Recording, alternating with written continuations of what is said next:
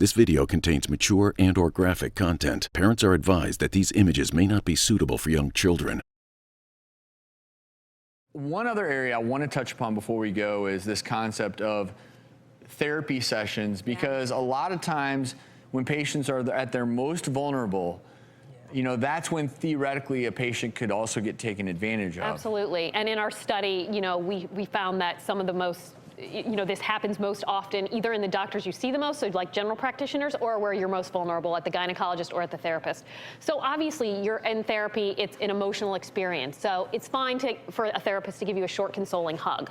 Like, that's normal, that's human behavior. Right. But you know, a more intimate touch on the leg, or talking about their own personal issues, be they sexual or anything about their own personal life, really actually is not appropriate and should send up a red flag. This is all very important. I'm glad that you talked about it. Yeah. And one last question before we go.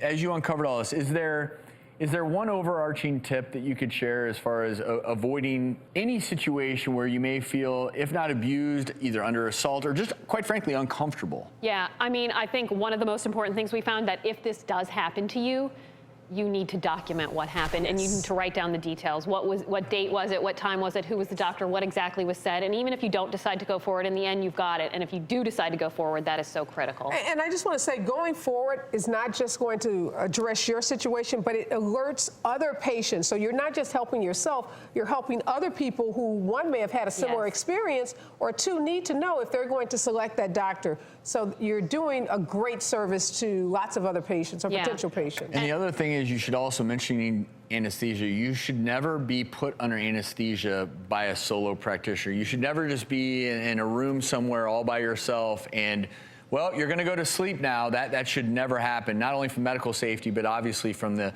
perspective of that's when abuse could potentially occur. This is really important information, Amy. Thank you so much for sharing with us. Thank you so much. If you want more information on this, head to our website, thedoctorstv.com, and be sure to check out this month's issue of Women's Health Magazine. It's on stands until November 24th.